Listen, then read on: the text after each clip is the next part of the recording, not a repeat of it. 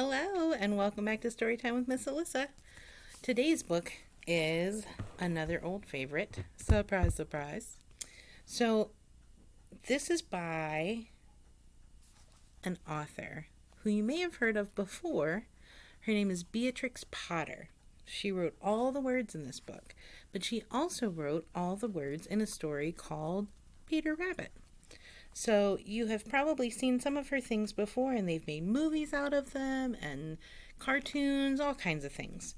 So this one is called The Tale of Two Bad Mice by Beatrix Potter, and the illustrator this time is someone named Allen Atkinson. And I love the way Mr. Atkinson draws pictures.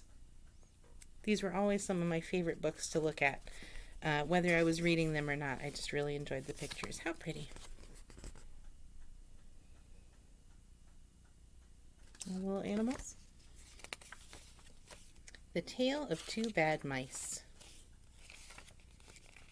Once upon a time, there was a very beautiful doll's house. It was red brick with white windows, and it had real muslin curtains and a front door and a chimney. It's a very pretty dollhouse.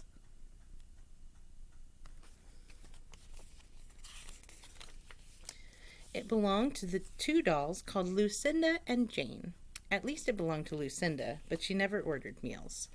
Jane was the cook, but she never did any cooking, because the dinner had been bought already made in a box full of shavings. There were 2 red lobsters, and a ham, a fish, a pudding, and some pears and oranges. They would not come off the plates, but they were extremely beautiful. All that pretty dollhouse food?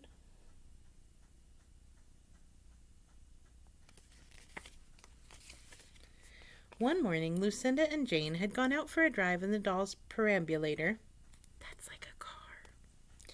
There was no one in the nursery, and it was very quiet. Presently, there was a little scuffling, scratching noise in a corner near the fireplace, where there was a hole under the skirting board. Tom Thumb put out his head for a moment and then popped it in again. Tom Thumb was a mouse.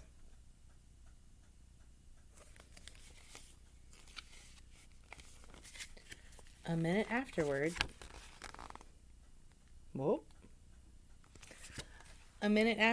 Hunca-Munca, his wife, put her head out too. And when she saw that there was no one in the nursery, she ventured out on the oilcloth under the coal box. So their names are what? Tom Thumb and Hunca-Munca. Is that silly? Would you want your name to be Hunca-Munca? The doll's house stood at the other side of the fireplace. Tom Thumb and Hunca-Munca went cautiously across the hearthrug. They pushed the front door. It was not fast. So the door opened real easy. Tom Thumb and Hunca-Munca went upstairs and peeped into the dining room. Then they squeaked with joy. Such a lovely dinner was laid out upon the table. There were tin spoons and lead knives and forks and 2 dolly chairs, all so convenient. Tom Thumb set to work at once to carve the ham. It was a beautiful, shiny yellow streaked with red. The knife crumpled up and hurt him. He put his finger in his mouth.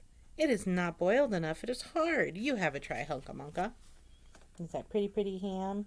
And Tom Thumb hurt his finger. Man. Hunca-Munca stood up in her chair and chopped at the ham with another lead knife. It's as hard as the hams at the cheesemonger's, said Hunca-Munca. They sure are trying.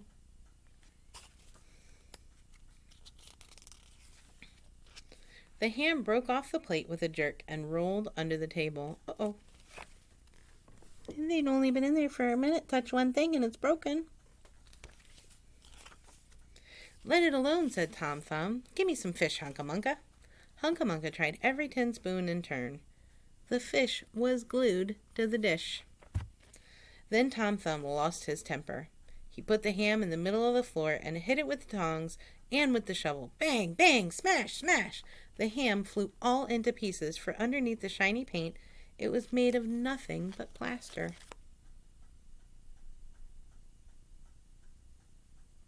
He did not know that it was not a real ham. Then there was no end to the rage and disappointment of Tom Thumb and Hunca Munca. They broke up the pudding, the lobsters, the pears, and the oranges. Oh, they broke all that pretty dollhouse food.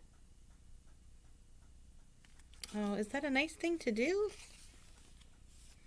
As the fish would not come off the plate, they put it into the red-hot, crinkly paper fire in the kitchen, but it would not burn either. Oh, my goodness.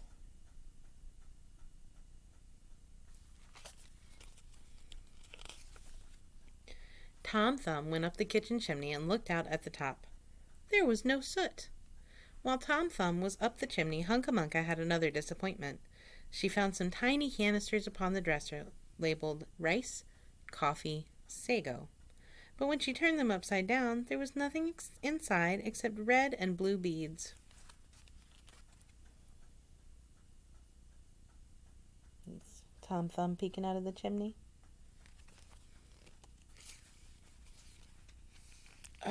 Oh my goodness.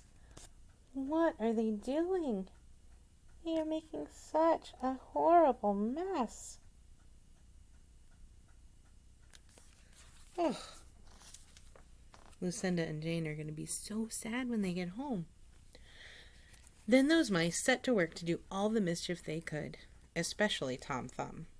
He took Jane's clothes out of the chest of drawers in her bedroom, and he threw them out of the top floor window. Throwing her clothes out the window. Oh my goodness.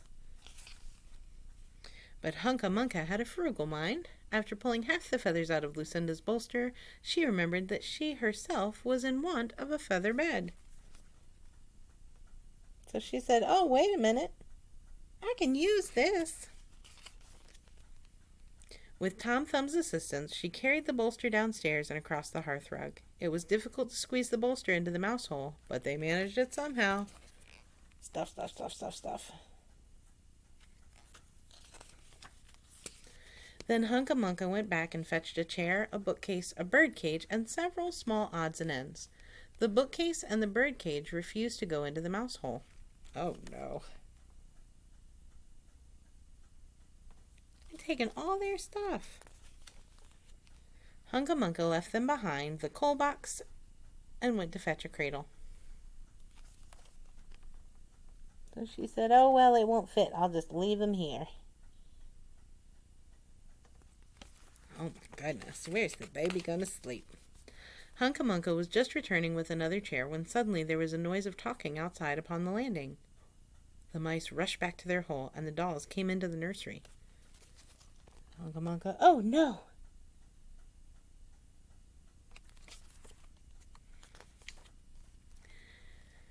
What a sight met the eyes of Jane and Lucinda. Lucinda sat upon the upset kitchen stove and stared, and Jane leaned against the kitchen dresser and smiled, but neither of them made any remark. Oh, all the messes.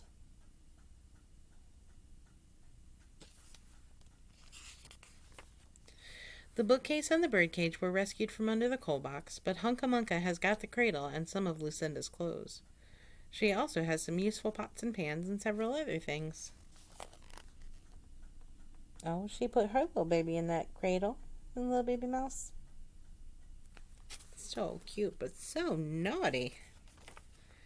The little girl that the doll's house belonged to said, "I will get a doll dressed like a policeman." But the nurse said, "I will set a mousetrap." So that is the story of two bad mice. But they were not so very, very naughty after all, because Tom Thumb paid for everything he broke. He found a crooked sixpence under the hearth rug, and upon Christmas Eve he and Hunca Munca stuffed it into one of the stockings of Lucinda and Jane.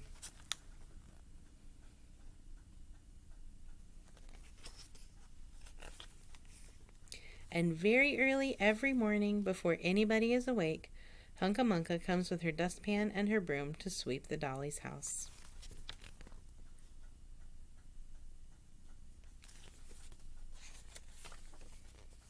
The end. So they made some bad choices, didn't they? They really were two bad mice. But I think we all get a little angry sometimes, huh?